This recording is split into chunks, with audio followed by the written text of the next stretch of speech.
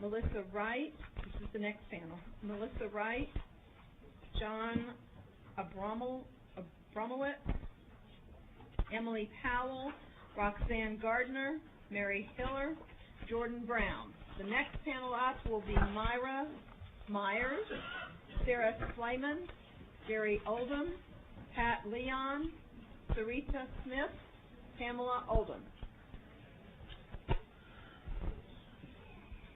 Melissa Wright. Is Melissa Wright here? Melissa Wright was in favor of the bill. We'll change that from oral to registering a physician. John Abramowitz. We will change that oral in opposition to registering a physician in opposition. Emily Powell. Go ahead. Hi. Hello. My name is Emily Powell, and I was born in the Woodlands, Texas, and I've lived in Texas all my life under Senator Tommy Williams. And I'm fighting against this bill because this is my state, and I'm fighting for my freedoms and my rights. Specifically, I'm fighting for my right to bodily autonomy and my right to choose my own destiny. I know that the majority of Texas senators are male, and consequently they will never have to make the terrifying decision of whether or not to terminate pregnancy. No amount of explanation on my part can fully convey what this issue means to women. Yes, men are a part of the process of conception, but they do not ever feel the terror that a young woman feels when she misses her period and her fingers are trembling while she's trying to hold that plastic white stick between her legs, and she knows that if she sees that little plus sign, that her life as she knows it could be over. Our government can, if it finds cause, seize our money and our property, but as citizens of the United States, we are the masters of our own bodies. These are my organs, these are my bones, this is my skin, and if there's anything in this world that I own, it is my body. Banning abortion at any point prior to fetal viability is unconstitutional because it violates a woman's right to the privacy of her own body. The Supreme Court laid down this ruling in 1973, and SB 1 directly violates these terms.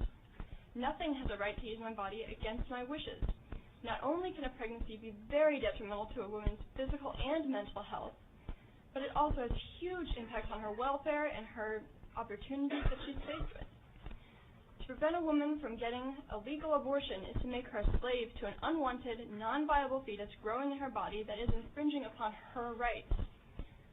Some women may regret their decisions to get an abortion, and I feel very sorry for them, but many others will not. And regardless, it is my body and it's my choice. Thank you very much. Roxanne Gardner?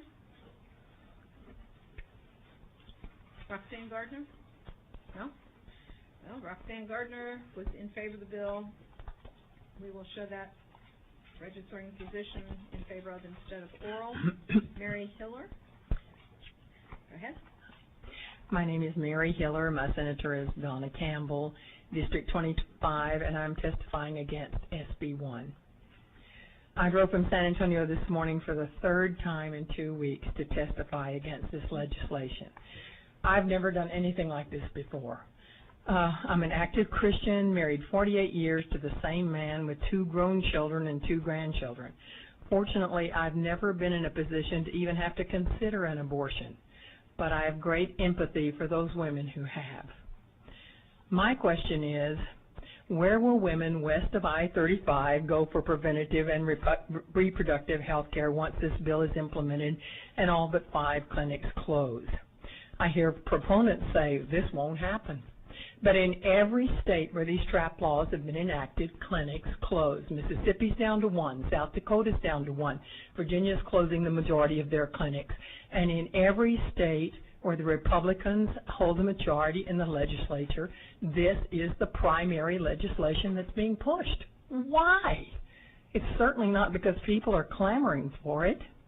The lack of foresight and compassion for the women in West and South Texas appalls me, and the attempt to disguise this as pro-women's health only makes it worse. You know, women are generally pretty smart and traditionally responsible where their families are concerned. A woman cannot walk away from a pregnancy, and no matter what option she chooses, be it termination, adoption, or raising the child, the choice she makes is with her for life, so it is not taken lightly. A man can walk away and never look back, and too many do so. But the idea that Republican men are telling Texas primarily, there are women too, telling Texas women how to manage their bodies and reproductive health is insulting and really outrageous. This bill will not stop abortions. It will just stop safe abortions for those who can't access them. Thank you. Jordan Brown? Yes. Go ahead. Thank you, Chair and Committee, for allowing me to testify. My name is Jordan Brown. I'm a resident of Austin, Texas, and a constituent of the Velociraptor, Senator Kirk Watson, and I am here to oppose SB 1.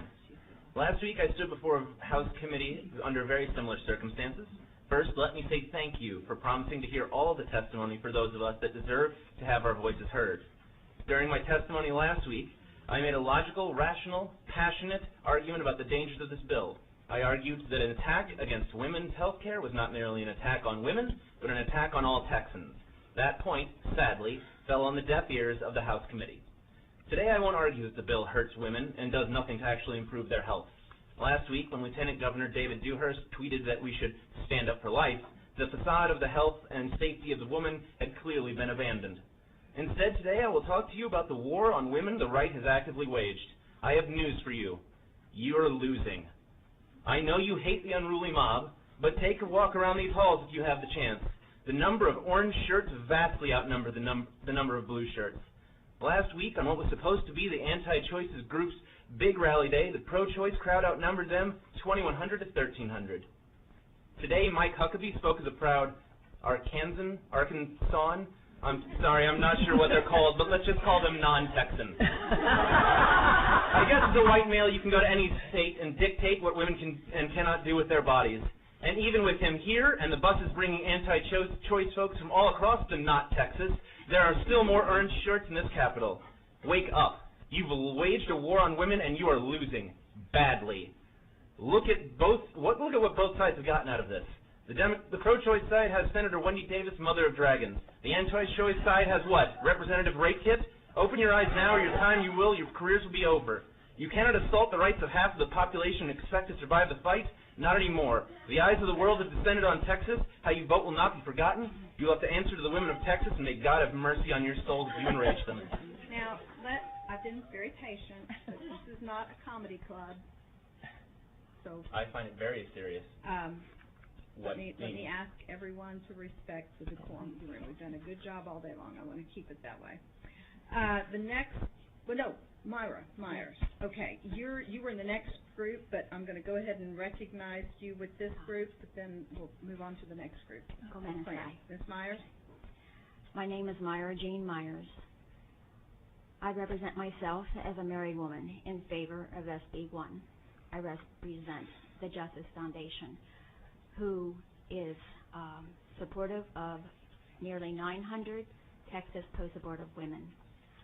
I am so thankful everyone here was conceived and given the privilege to be here.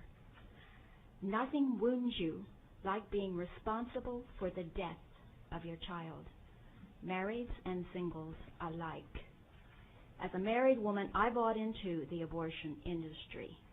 The dangerous procedure has damaged my health and life for nearly 40 years through resulting in a hysterectomy, estrogen deprivation, depression. Few marriages, relationships of the mothers and fathers survive the grief, guilt, shame, blaming. We conceived 5 children knowing that pregnant is to be with child before Roe v. Wade. Even as singles with the first conception, we never thought of abortion. We married. With the third conception, we thought too soon, until I went into labor at 7 months, 28 weeks. Then we wanted our son to make it. Sometimes we don't realize what we have or appreciate until we lose it. The third morning, he died of a stroke. I asked the nurse, would there be any unwanted child? She checked. There wasn't.